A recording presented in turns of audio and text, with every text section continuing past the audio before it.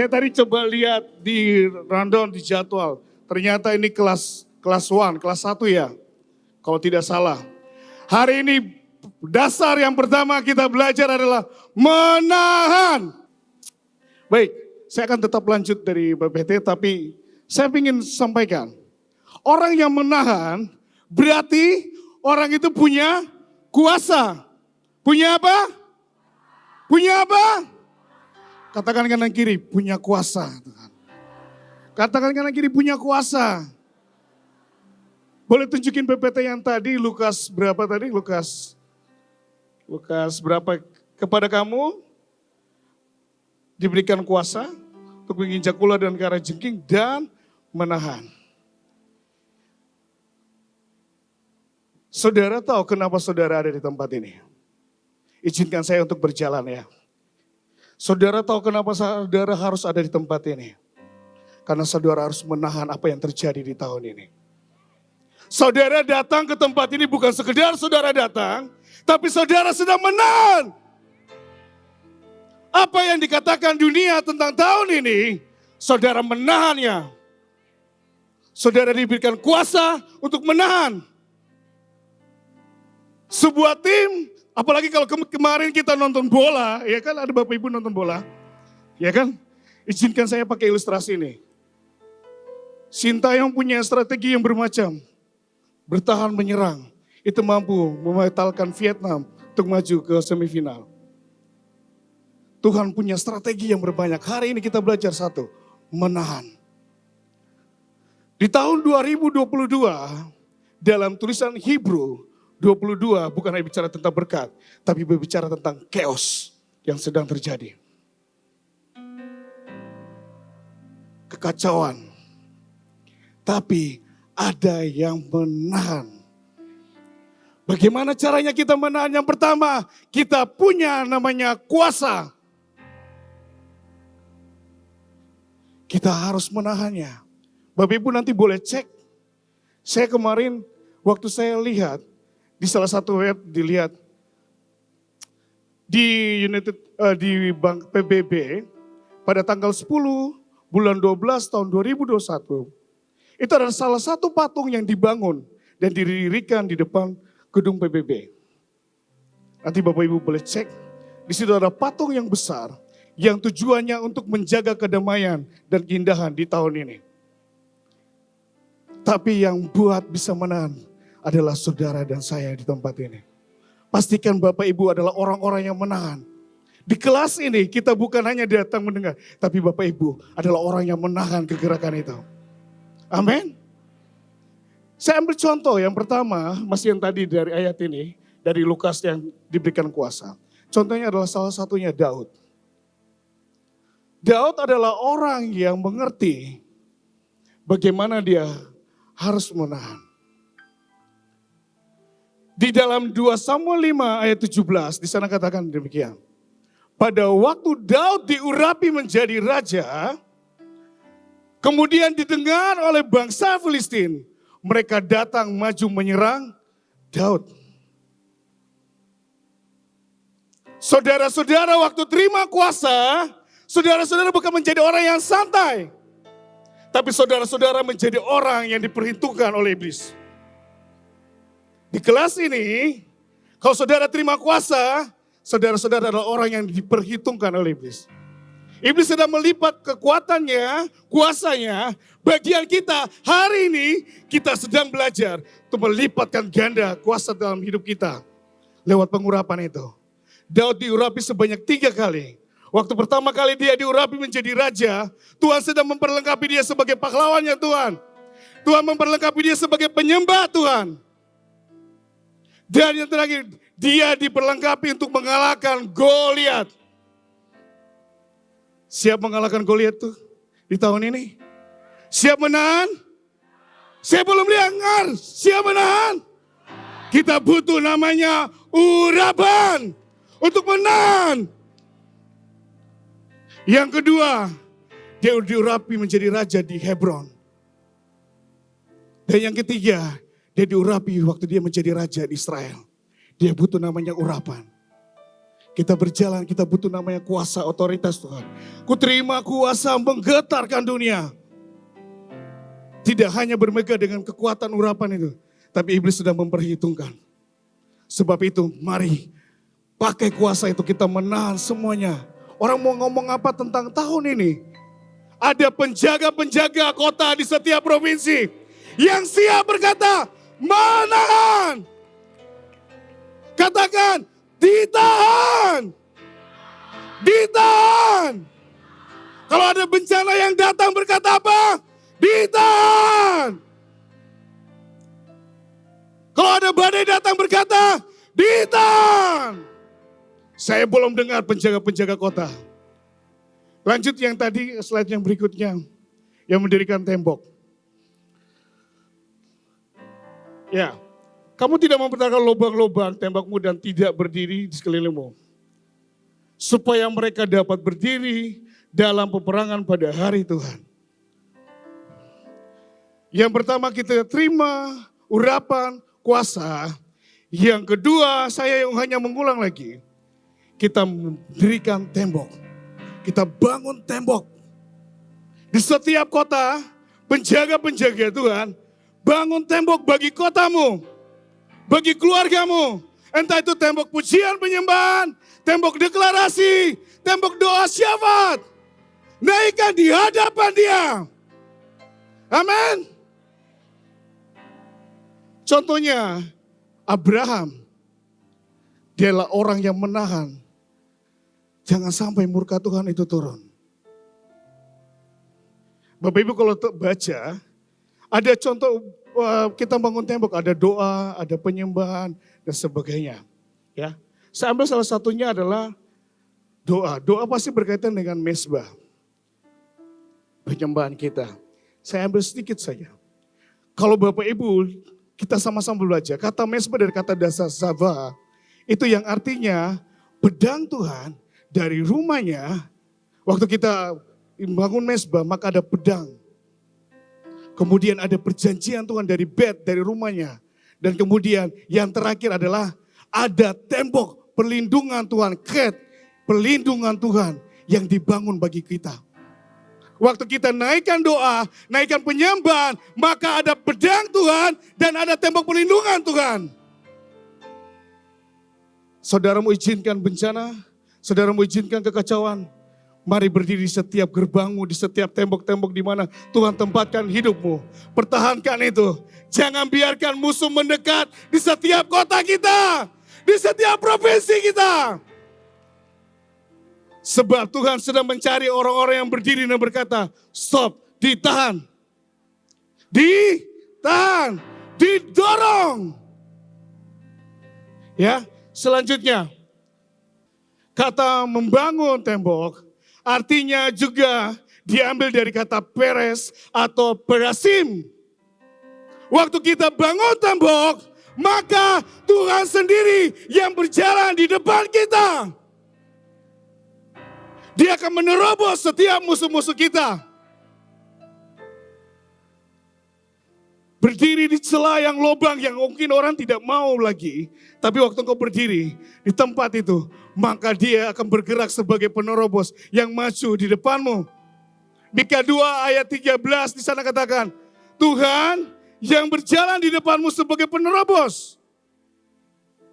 Dan Yesaya 58 ayat 8, Ia akan menjadi barisan depanmu dengan kebenarannya. Dan barisan belakangnya ialah kemuliaan. Dia yang berjalan di depan kita. Asalkan kita berdiri sebagai orang yang menjaga kota bangsa kita. Ada celah, ada lubang, kita berkata, ditahan, tidak ada kecelakaan, tidak ada kerusuhan. Bapak Ibu kalau waktu saya kemarin di Papua, saya sambil ikuti ibadah, lagi tidur saya angkat tangan gini, hujan waktu turun saya berkata, dalam nama Yesus ditahan. Lagi teler, dalam nama Yesus ditahan. Atau Bapak Ibu ada yang seperti gini, waktu hujan turun, udah lebih bagus lagi biar tidurnya enak. Bapak Ibu yang mana? Nikmati hujannya atau berkata angkat tangan, semua yang angkat tangan berkata, stop, tidak ada hujan, tidak ada angin ribut. Bapak Ibu pasukan yang mana? Begitu dengar gempa bumi, semuanya langsung pegang lantai. Dan berkata, dalam nama Yesus ditahan, ditahan, ditahan. Dalam nama Yesus. Atau Bapak Ibu berkata, biar itu di daerah sana saja. Kita bagian sini. Adakah di antara kita seperti itu? Kalau ada hari ini, kelas yang paling pertama, mari sama-sama bertobat. Bangun dan mempertahankan negeri kita, bangsa kita. Amin. Selanjutnya, tadi sudah disampaikan caranya bagaimana untuk mengisi cawan. Tapi izinkan saya untuk melewati di sini. Karena tadi sudah sempat dibahas oleh Ibu Puji. Bagaimana caranya untuk menahan musuh, tadi kita sudah mendirikan tembok, lewat cawan doa kita, penyembahan kita dan sebagainya. Selanjutnya, saat cawan itu penuh, saat kita mengisi cawan, maka ada lawatan Tuhan yang terjadi.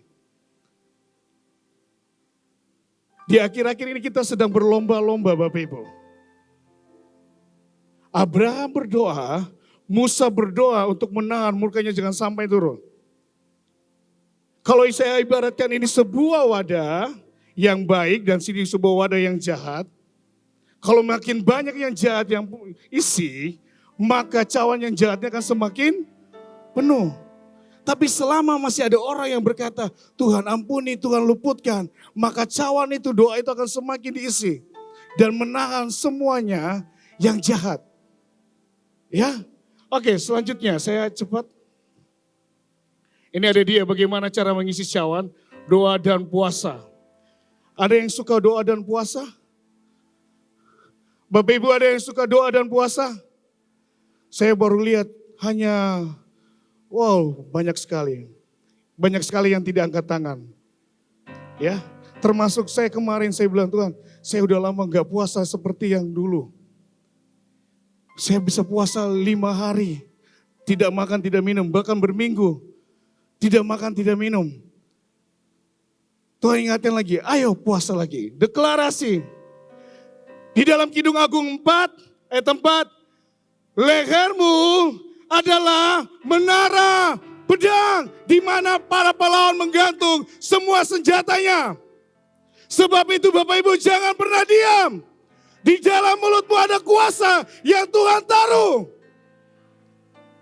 Mika 4 ayat 4. Lehermu adalah menara pahlawan Daud. Sebab itu jangan pernah diam. Yang berikutnya, yang pertama kita menahan. Dan selanjutnya kita tidak hanya menahan, tapi kita harus habisi, kita perang. Katakan perang.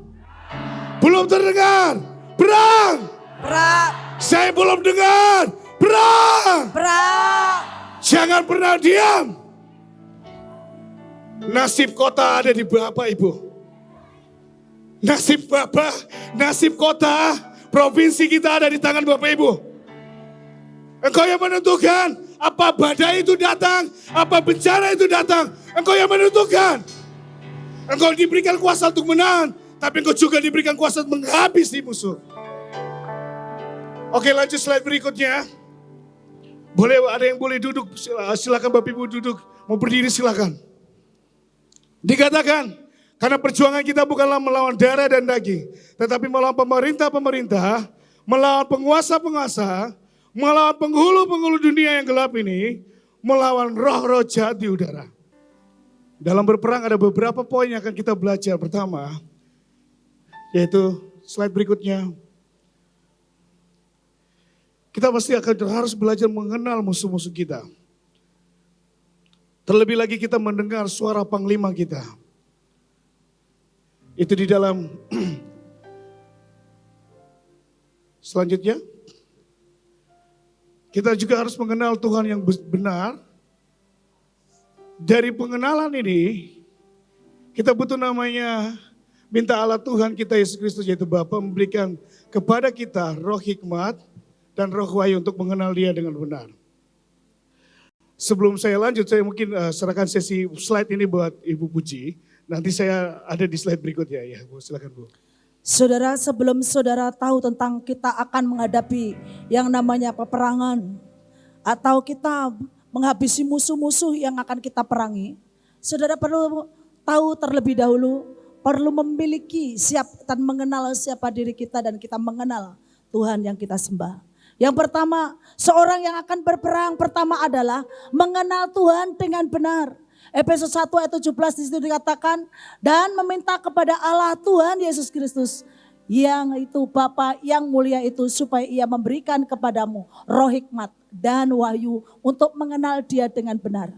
Saudara, banyak orang melakukan sebuah peperangan dan melakukan mungkin melihat keadaan yang terjadi, dan itu ada sebuah peperangan yang terjadi. Orang itu mungkin ingin melakukan sesuatu kepada musuh, tetapi orang itu tidak tahu bahwa orang itu kadang-kadang tidak tahu apa sih syaratnya untuk supaya lakukan peperangan itu, mengenal Tuhan dengan benar. Kalau engkau punya pengenalan Tuhan dengan benar, membuat engkau pada waktu ada musuh engkau tahu. Ada orang itu memiliki tingkatan-tingkatan dalam hidup itu atau level-level dalam hidup itu. Ada orang yang panca inderanya terbuka, ngerti dunia roh. Nah, orang yang ngerti dalam dunia roh kadang-kadang dibukakan banyak hal roh-roh yang lain. Termasuk saya awalnya. Saudara, saya kalau jalan dulu itu, wah seperti kayak nabrak semua. Wah, dan kalau masukin suatu tempat atau rumah, wah kenapa itu banyak. Dan saudara yang kasih, dan saya nggak tahu harus melakukan apa. Pada waktu saya sudah lahir baru dan sudah dipimpin dan dimentorin dan dididik. Dan Tuhan memiliki pengenalan yang benar akan Tuhan. Membuat pada waktu Tuhan menutup yang atau mengatakan ini yang harus engkau perangi, dan tiba-tiba Tuhan buat inilah yang harus engkau lakukan. Dan saudara yang kasih, kadang-kadang juga ada sesuatu yang terjadi pada waktu engkau dibawa oleh Tuhan dengan pengenalan yang benar dan firman-Nya itu terus berbicara dalam hidupmu. Itulah yang membuat engkau pada waktu Tuhan itu berbicara, Dia tidak berbicara hanya audible, tapi Dia berbicara melalui cara-cara macam-macam untuk engkau bisa mengenal cara Tuhan berbicara. Ada banyak orang itu sibuk dengan Tuhan berkata, Tuhan berbicara, dan tunggu suaranya audible. Nah saudara yang kasih, saya mau katakan Tuhan bisa berbicara dengan hikmat, Tuhan berbicara dengan banyak cara. Kalau engkau mengenal, pengenalan ini penting. Saya itu mengenal suami saya, ya saudara, kadang-kadang bukan hanya langsung puji makan, puji saya lapar. Enggak saudara, dengan kode, dengan lihat wajahnya atau dengan banyak hal. Dan banyak hal kalau kadang-kadang ngelihat siapapun, kalau saudara sudah mengenal kepada banyak orang punya pengenalan yang dalam. Itu kadang-kadang ya bisa mengenalin. Ya sakit saja gak usah orang itu ngomong sakit kelihatan. Sama dengan Tuhan pada waktu saudara punya pengenalan yang benar akan Tuhan. Tuhan itu mengajar saudara pada waktu saudara. Ya, kadang-kadang ada orang itu membuat doktrin tersendiri yang dengan kata lain kalau Tuhan berbicara itu pada waktu di gereja saja. Enggak. Bahkan saya kadang-kadang lagi mandi, ya saudara. Ya. Tuhan itu berbicara banyak mengenai ayat yang ada itu. Dan dalam banyak hal Tuhan bisa berbicara. Dalam pada saat lihat situasi apapun, kadang-kadang melihat orang saja. Kadang-kadang ada orang itu sibuk dengan teman yang memilih temannya. Kalau saya, saudara mau 1000 macam teman orang ya. Orang ini adalah dia Tuhan kasihkan roh hikmat. Dikasihkan roh, ya ini adalah orang punya ini dan itu. Dan lapisannya ini yang bisa diajak rahasia, ini orang yang pelataran, ini orang yang hanya say hello. Dan orang yang bisa diajak dalam kedalaman. Dan Tuhan juga akan berbicara kepada orang seperti itu. Makanya saya katakan engkau punya pengenalan yang benar akan Tuhan. Itu pada waktu engkau akan melakukan sebuah peperangan, engkau bisa membedakan roh-roh itu. Dan engkau tahu dengan ketepatan untuk engkau melakukan peperangan dan merangin itu. Makanya saudara yang kasih, jangan minta yang lain. Yang pertama, kenal dengan benar akan Tuhanmu. Dan pengenalan itu membuat engkau tidak usah bertanya dengan kau tangking atau mengatakan dengan teriak dengan Tuhan. Kadang-kadang sampai hanya yang kau pikirkan aja. Bahasa yang engkau pikirkan aja, yang kau inginkan di hatimu Tuhan sudah menyatakan. Bukankah ada ayatnya? Apa yang tidak pernah kau lihat dan apa yang tidak pernah kau dengar dan apa yang tidak pernah timbul dalam hati dinyatakan Tuhan kepadamu. Karena apa? Ada pengenalan. Ya, mari tingkatkan engkau pasukan Tuhan. Kalau hari-hari ini engkau sedang dihadapkan dengan apapun, satu hal yang perlu engkau minta, punya pengenalan yang benar akan Tuhan. Bergaul dengan Tuhan dengan benar. Hal yang kedua adalah menjadi pelaku kebenaran. Orang yang tidak melakukan peperangan, firman Tuhan melakukan peperangan, iblis itu tahu, dia hanya tidak maha tahu.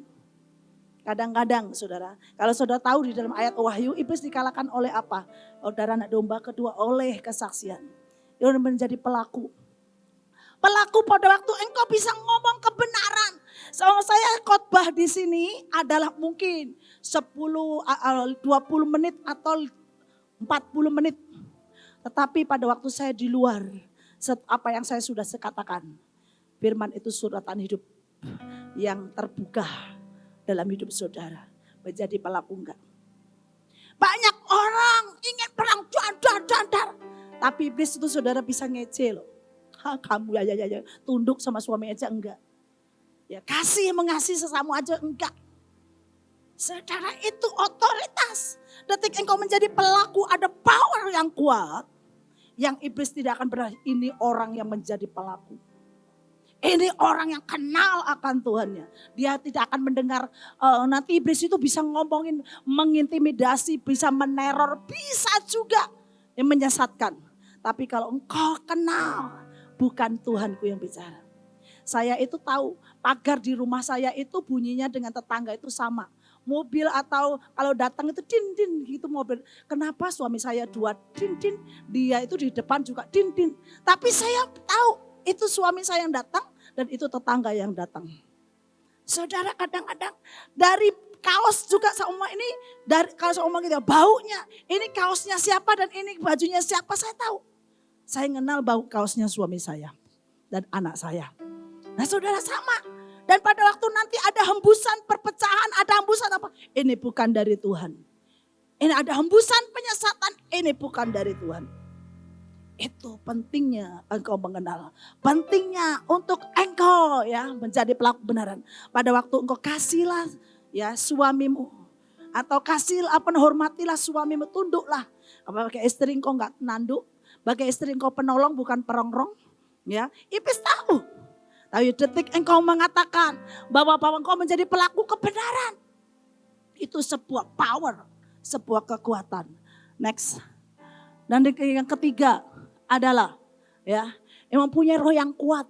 Saudara, peperangan kita bukan melawan darah dan daging, tetapi melawan roh.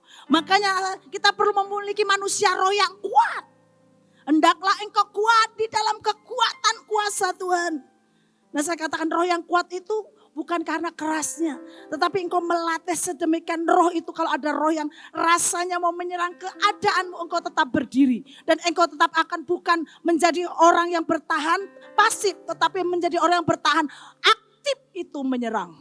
Kayak tadi film tadi, dia orang yang bertahan tapi menyerang. Dan ada banyak orang yang bertahan, ya sudahlah, nggak akan lakukan sesuatu. Orang yang bertahan pasif itu tidak melakukan sesuatu. Tetapi orang yang bertahan aktif adalah menyerang. Buat saya, istilah saya, ya bahasa hari-hari saya katakan. Saya nggak mungkin akan tiap hari lihatin iblis yang gini saudara ya. Musuh yang ada di depan saya nggak lucu saya sekali. Kalau bisa saya dorongkan jauh sana. Dan saya tidak melihat. Dan saya tidak akan berurusan dengan musuh-musuh itu. Itu kuasa untuk menahan atau kuasa untuk mendorong. Kuasa untuknya. Saya katakan menahan yang aktif. Makanya lakukan peperangan. Nah sebab itu saudara yang kasih. Apa yang sedang mungkin terjadi dalam hidupmu.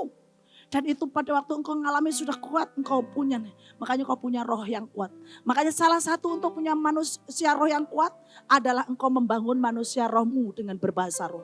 Mungkin ada banyak orang yang berkata, oh Tuhan aku ini enggak orang yang melakukan di gerejaku atau doktrinku enggak lakukan bahasa roh. Saudara saya mau sampaikan ya, bahasa roh bukan miliknya denominasi. Bahasa roh bukan miliknya organisasi. Bahasa roh bukan miliknya tapi bahasa roh adalah apa yang dikatakan Alkitab. Karena Tuhan adalah roh, di mana ada roh Allah di situ ada kemerdekaan. Dan Tuhan pada waktu manusia roh kita kuat.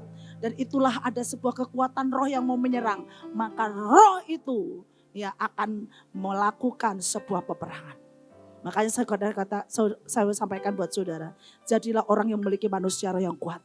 Dan mintalah apabila engkau belum memiliki bahasa roh itu. Atau engkau belum dipenuhi dengan roh itu. Dan itu bukannya miliknya denominasi. Saya orang yang mengajar dalam banyak anak-anak di mahasiswa, saya mau sampaikan saat itu, bahasa roh itu bukan miliknya denominasi. Bahasa itu bukan miliknya organisasi. Bahasa itu bukan miliknya sinode, tapi miliknya yang dari Tuhan yang dikatakan dalam firman Tuhan. Kita semua ya sama, punya Alkitab yang sama. Engkau mau menjadi pelaku, engkau ingin mau menjadi maksimal atau tidak. Dan oleh sebab itu saya katakan kepada saudara, roh akhirnya hendaklah engkau kuat di dalam kekuatan Tuhan, di dalam kekuatan kuasanya. Yohanes, kamu berasal dari Allah anak-anakku, dan dikatakan roh yang ada dalam dirimu lebih besar daripada roh yang ada dalam dunia. Saudara, ada banyak orang punya ketakutan yang luar biasa. Banyak orang kadang-kadang dengan gelap takut, dengan ketinggian takut, dengan banyak hal takut. Kalau sudah mulai takut yang salah, bagaimana akan menikmati apa yang Tuhan katakan? Bahkan kita harus tahu, roh yang ada dalam diri kita lebih besar daripada roh dalam dunia. Amin. Katakan, roh yang ada dalam diriku lebih besar daripada roh yang ada dalam dunia. 2, 3. Roh yang ada dalam diriku lebih besar daripada roh yang ada dalam dunia. Saudara, saat saudara mengatakan seperti itu, di roh ini akan berbeda saat saudara menghadapi roh-roh yang ada. Mungkin ada hembusan roh ketakutan. Ada hembusan mungkin sakit penyakit. Ada hembusan apapun hari-hari lepas hari. Tapi pada waktu engkau punya roh yang kuat. Dan punya roh yang dikatakan roh Allah. Maka engkau tahu roh itu lebih besar daripada roh dalam dunia. Dikatakan sebab Tuhan adalah roh, dan di mana ada roh Allah di situ ada kemerdekaan. Ya, dikatakan strong spirit. Dengan ada sebuah kekuatan yang mengaum. Ada sebuah kekuatan yang menerobos. Ada kekuatan yang menyerang. Ada kekuatan yang menghabisi. Dan ada kekuatan yang mendorong. Engkau mau didorong? Engkau mau ya dihabisi? Atau engkau mau mendorong dan menghabisi? Itu pilihan. Nah saudara yang kasih next. Ya, minta urapan Tuhan. Saudara yang kasih, seperti tadi Pak Samuel katakan. Pada waktu engkau melakukan peperangan, minta tiap hari hidupmu ada pengurapan Tuhan. Daud seorang atau dikatakan orang yang telah diurapi Tuhan. Dan menjadi orang yang melakukan peperangan. Dia seorang pahlawan tapi dia seorang penyembah yang diurapi Tuhan. Pada waktu saudara menjadi orang yang diurapi oleh Tuhan. Hidupmu akan menjadi orang yang berbeda. Dan engkau menjadi orang yang dia menguasai setiap kota dan daerah dimanapun engkau berada. Hal yang lain, sampai-sampai katakan kepada saudara, itulah pada waktu engkau melakukan peperangan, pengurapan. Ini yang engkau miliki dalam kehidupan. Di saat dimanapun engkau berada, pengurapan itu turun dan membuat engkau mengalami banyak. Next. Bertanya kepada Tuhan. Saudara yang kasih, jangan sampai kita menjadi orang yang nggak mendengar apa yang Tuhan katakan. Firman Tuhan di dalam kitab Yakobus juga dikatakan kau lebih baik banyak mendengar daripada berkata-kata. Dalam sebuah peperangan bukan hanya banyak yang ngomong, tapi engkau mendengar. Daud, Samuel dan tokoh-tokoh atau jenderal-jenderal Tuhan yang lain. Dia mendengar dari Tuhan. Itulah kemenangan banyak anak Tuhan. Pada waktu dia mendengar yang dari Tuhan. Maka kemenangan itu menjadi bagiannya. Ketepatan untuk melakukan. Ketepatan untuk mengerjakan. Ketepatan untuk berperang. Itulah mendengar yang dari Tuhan. Nah, makanya perlunya bertanya, apa Tuhan yang saya lakukan? Seringkali kan kita ingin dikte Tuhan. Tuhan mantap ini, Tuhan engkau lakukan, Tuhan engkau. Bisakah engkau berkata, Tuhan apa? Tuhan apa yang harus kulakukan? Kadang-kadang perintahnya cuma sepele. Kalau saudara membaca Alkitab yang ini dan itu dan banyak hal. Hanya suruh melakukan hal yang kecil. Tapi kalau itu mendengar dan tepat, maka ada sesuatu yang besar terjadi. Tapi kalau kita yang memerintahkan, Tuhan engkau lakukan ini. Berapa banyak kita itu seringkali begitu dalam doa. Sekarang coba bertanya. Dan berkata kepada Tuhan, apa yang aku lakukan? Dan pada waktu engkau mungkin belum pas tepatnya mendengarnya, belum sempurna. Enggak penting. Pada waktu engkau belajar mendengar, sama dengan seumpama seorang anak yang sedang banyak belajar jalan, apakah pada waktu dia gagal berjalan dan jatuh, terus orang tuanya marah? Enggak. Pasti orang tuanya, pasti bisa lagi nanti. Ayo coba lagi. Kadang-kadang kita juga menangkap baik dari pemimpin maupun dari pasangan kita atau dari rekan-rekan kita ada masih miskom. Tapi pada waktu kita mulai belajar lebih dan lebih lagi. Saudara, saya sering dulu pada waktu pemimpin kami hanya mau, ya kuasai dah gini. Masa kuasai dan sudah. Enggak saudara, banyak semua enggak bisa membaca. Oh kuasai daerah ini, dah tulisannya. Tapi kalau kita ini mendengar dan mulai mengenal, beda saudara. Saudara yang kasih, mari kembangkan ini sebelum engkau melakukan sebuah peperangan yang lebih-lebih lagi. Pada waktu engkau sebagai seorang pengusaha, mungkin kondisi seperti ini, mungkin yang lain-lain toko tutup atau semua perusahaan tutup. Tetapi engkau orang-orang yang ada di tempat ini memiliki usaha dan memiliki tempat yang berbeda karena engkau mendengar suara Tuhan. Tiba-tiba disuruh membuat sesuatu yang berbeda daripada yang lain. Tiba-tiba engkau disuruh untuk mengerjakan sesuatu yang berbeda dari yang lain. Karena engkau mendengar, maka engkau menangkap dengan benar dan melakukan dengan ketepatan. Nah, saudara yang kasih bertanya kepada Tuhan, Tuhan, next. Musuh yang diperangi. Saudara dikatakan di situ ada Wahyu 9 ayat 7 dan rupa-rupa belalang itu semua seperti kuda yang dipersiapkan untuk peperangan dan di atas kepala mereka ada sesuatu yang menyerupai mahkota emas dan muka mereka sama seperti muka manusia. Ada banyak hal yang sebenarnya kita mau lakukan dalam peperangan. Musuh yang akan kita perangi itu musuh apa saja. Tapi kalau engkau sudah mengenal sehingga engkau diberikan pengertian sama Tuhan. Engkau tahu hal-hal yang harus diperangi. Engkau tahu apa yang harus engkau perangi. Ini penting sebagai anak-anak Tuhan. Apa yang harus engkau perangi hari-hari ini. Jangan latah istilahnya ya. Latah itu ngikutin apa yang orang lain ngikutin. Tapi pada waktu engkau mungkin hari itu belum mengerti. Kecuali kalau engkau belum mengerti. Engkau sedang diajar. Orang antara dilatih dengan orang yang sudah benar-benar dipercaya itu beda. Seorang pemimpin dengan seorang yang ini pun juga beda yang sedang dilatih. Nah saudara yang kasih pada waktu engkau dilatih oleh Tuhan. Itu ya mungkin ada banyak masih salah. Tapi pada waktu engkau ya tahu apa yang harus diperangi tiba-tiba. Di sini ada roh perpecahan, di sini ada roh perusak, di sini ada roh yang ini dan itu. Dan pada waktu melakukan peperangan pun berbeda. Ada hal-hal secara strategi atau secara profetis yang kita lakukan berbeda. Tiba-tiba setiap hal melakukan apapun dikasih senjata baru. Setiap melakukan segala sesuatu dikasih sesuatu yang berbeda. Dan itulah yang namanya dikatakan memerangi musuh yang harus kau perangi. Ini waktunya untuk kita lakukan peperangan. Mari Pak Sam lanjutkan lakukan peperangan. Saya minta nanti lakukan peperangan apapun yang harus dilakukan. Mari hari ini sebuah peperangan yang harus dilakukan.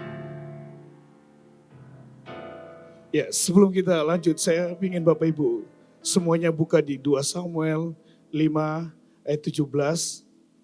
Saya minta slide selanjutnya.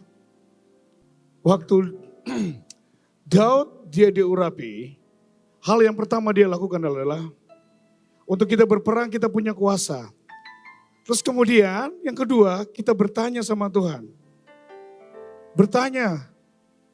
Ini bagaimana Tuhan? Daud itu bertanya kepada Tuhan sebanyak 2 kali.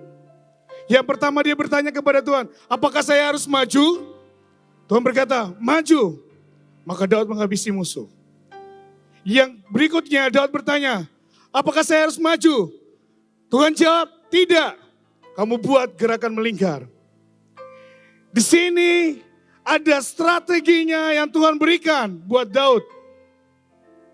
Kita tidak hanya main asal perang, tapi kita harus mengerti strategi dalam berperang.